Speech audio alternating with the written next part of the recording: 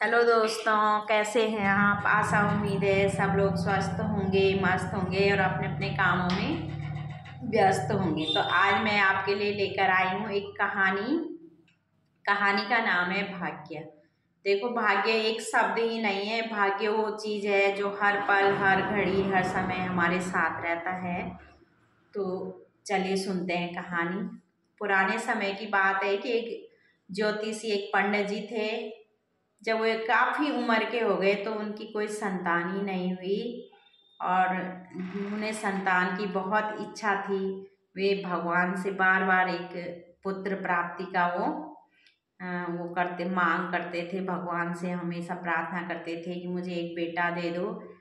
बहुत बड़ी उम्र में उनका एक बेटा हुआ, लेकिन जिस दिन उनका बेटा हुआ उसी दिन उनकी पत्नी का देहांत हो गया। अब पंडित जी को खुशी और गम दोनों एक ही साथ मिले। चलो कोई बात नहीं, पंडित जी ने ये बात सोचकर उस बच्चे का अच्छी तरह से लालन पालन शुरू किया। बहुत लाड प्यार उसको करते थे। बच्चा जब धीरे धीरे बड़ा हुआ तो इतना लापरवाह और नालायक था कि वो पंडित जी की कोई बात सुनता ही नहीं था और उल्टे पुल्टे काम जितने थे वो सारे ही करता था। तो बचपन में वो थोड़ा बहुत अपना खाना पीना बना लेता था, लेकिन जैसे जैसे वो बड़ा हुआ पढ़ाई में उसका मन नहीं लगा। तो पंडित जी के रिश्तेदारों ने उनको सलाह दी कि इसका विवाह कर दो, इस पे कोई जिम्मेदारी पड़ जाएगी तो शायद ये संभल जाए। पंडित जी ने उसकी शादी कर दी। जब उसकी शादी हुई तो अब जो थोड़ा बहुत खाना भी बनाता था वो काम अब उसकी पत्नी संभालने लगी। वो ज़्यादा ही फ्री हो गया। फिर धीरे धीरे ये हुआ कि जब उसकी शादी हो गई, धीरे धीरे ये हुआ पंडित जी को उसके लक्षणों को, उसके हालात को देखकर चिंता होने लगी और वे धीरे धीरे बीमार रहने लगे। एक दिन ऐसा आया कि उनका देहांत हो गया। पंडित जी भी चल बसे। अब घर में बच गए दोनों बेटे बहू।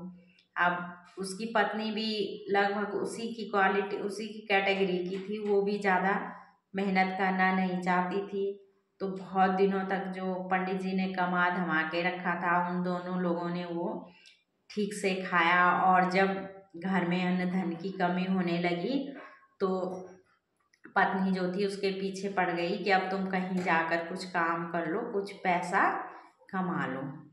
फिर उसने उसको शहर जाने के लिए मजबूर कर दिया कि तुम शहर जाके पंडिताई सीख लो और ज्योतिषी का कार्य हमारे जो उनके पिताजी संभालते थे वो सीख लो और वो काम हमारा ठीक ठाक चलेगा।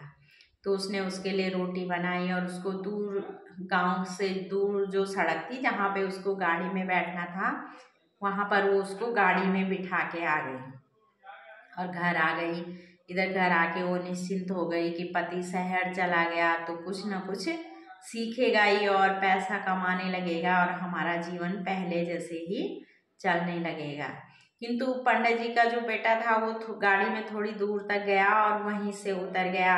उसके दिमाग में यही विचार आता रहा, मैं पत्नी के बिना कैसे रहूँगा, शहर में अपने लिए खाना कैसे बनाऊँगा, मैं काम कैसे करूँगा। यही बात सुनते वो सोचते सोचते वो गाड़ी से नीचे उतर गया और शाम को तक तो वहीं पे बैठा रहा और जैसे ही अंधेरा हुआ वो घर की तरफ आ गया। अब घर से आया तो वो पीछे के छत के पीछे से उनकी सीढ़ियाँ थी, उन पे चढ़ के वो छत पे चढ़ गया और वहाँ से उसने शाम को देखा उसकी पत्नी ने घर में थोड़ा दूध और चावल थे, उसने खीर बनाई, खीर खाई।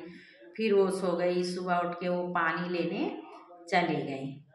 अब बर्तन में थोड़ी सी खीर बची हुई थी, वो छत पे ही रात भर रहा तो उसे बहुत जोरों की भूख लगी थी। जैसे उसकी पत्नी पानी लेने गई वो फटाफट नीचे उतरा और उसने वो बची हुई खीर खाई। जब पत्नी पानी लेकर आई तो उसको देखकर हैरान हो गई कि तुम कहाँ से आ गए।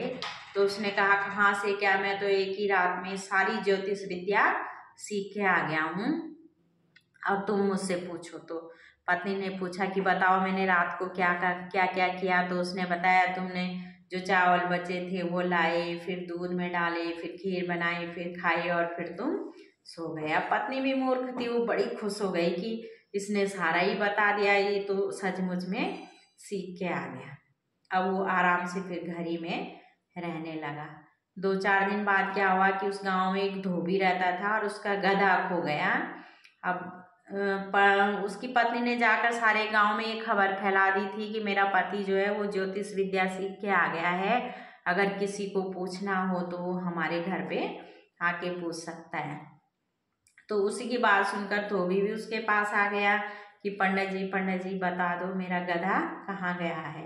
अब उसे कुछ आता तो था नहीं, अब उसने झल्लाड़ में कह दिया तू भी मेरा दिमाग खाने आ गया, तेरा गधा कहाँ गया, वो पूरब की तरफ जा, वहीं मिलेगा। अब धोबी ने कहा ये तो पंडिताई सीख क्या रखा है, जरूर उधर ही होगा।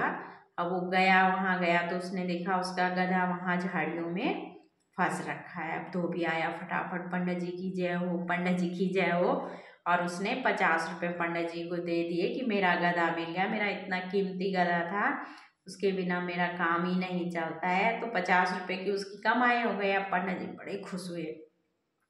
अब उसका इधर उधर बहुत प्रचार प्रसार हो गया कि ये एक जाने माने ज्योतिषी हैं। तो पास में एक राजा रहते थे। अब राजा ने एक दिन क्या हुआ, राजा की रानी का हार खो गया, सारे महल में ढूंढा गया तो मिला ही नहीं। राजा ने कहा उसी ज्योतिषी को बुला के लाओ। अब जब वो गया तो वो महल में गया तो बहुत डरा हुआ था, डर रहा था, कांप रहा था।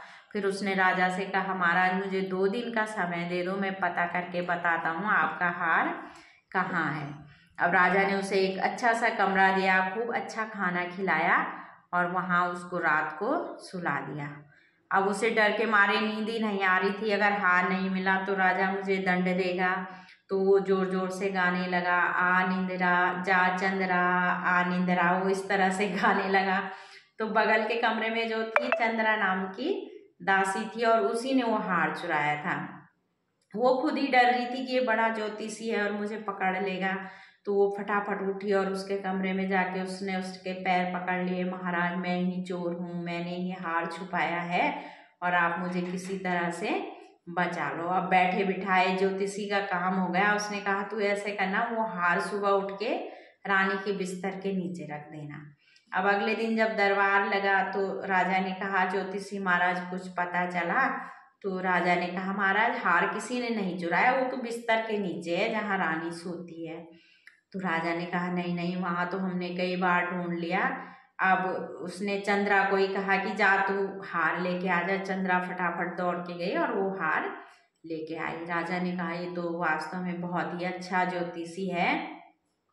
उसने कहा अब तुम मेरे महल में मेरे ही राज ज्योतिषी बनकर रहोगे।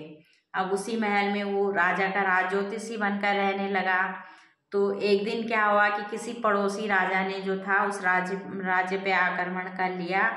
तो राजा ने कहा सभी सैनिकों को कहा कि तुम वहाँ जाकर घुड़साल में जाकर अपने अपने लिए घोड़ा छांट लो और कल उस राजा के साथ युद्ध लड़ना है। अब ज्योतिषी की तो जैसे हवा ही खिसक गई कि अब युद्ध होगा तो मैं मारा जाऊंगा।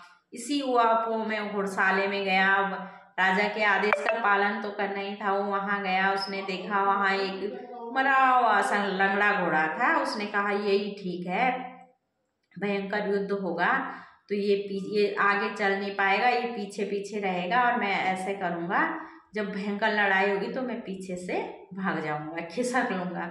लेकिन उसे पता ही नहीं था वो जादुई घोड़ा था। जब सेना तैयार हुई तो सभी घोड़े अपने अपने क्षमता के अनुसार, अपने अपने गुणों के अनुसार जो थे वो चलने लगे। अब जब ज्योतिषी उस लंगड़े घोड़े पे बैठा तो वो हवा में उड़ने वाला घोड़ा था। जैसे ही उस पे बैठा तो वो घोड़ा हवा में उड़ने लगा। अब वो जोर जोर से चिल्लाने लगा, मारो मारो, पकड़ो पकड़ो। डर के मारे ज्योतिषी चिल्ला रहा था, पकड़ो मारो पकड़ो मारो।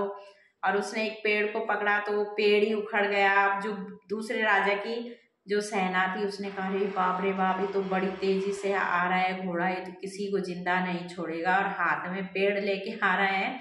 तो उसके सैनिक जो थे वो मैदान छोड़ के भाग गए और इसी राजा की जीत हो गई। अब राजा को बहुत ही खुशी हुई कि इसके एक करतब से जो है हमारी सेना, वो दूसरे राजा की सेना तो भगौड़ी साबित हो गई और हम विजयी हो गए। तो राजा ने कहा आज से आधा राज्य तुम्हारा है। फिर राजा ने आधा राज्य उसको दे दिया। अब देखो भाग्य ही है ये कि मूर्ख सा बेटा था वो ज्योतिषी का, और उसकी मतलब भाग्य से ही उसको हर चीज मिल गई। पहले वो राज ज्योतिषी बना, फिर आधे राज्य का भागीदार बन गया। तो देखिए हमारे भाग्य से बढ़कर कुछ नहीं है। कई बार हम इतनी मेहनत करते हैं, इतनी मेहनत करते हैं कि हमें कुछ भी मेहनत के अनुरूप हमें कुछ मिलता ही नहीं है, और कई बार हम कुछ नहीं करते हैं तो हमें बहुत कुछ मिल जाता है। तो दोस्तों यही है भाग्य। Bye bye.